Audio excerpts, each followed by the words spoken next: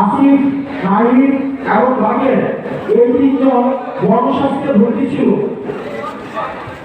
তখন এটা হচ্ছে খুব সম্ভবত 22 বা 23 জুলাইতে, আমি কি ডেটটা ভুল না করে থাকি, 22 অথবা 23 জুলাই।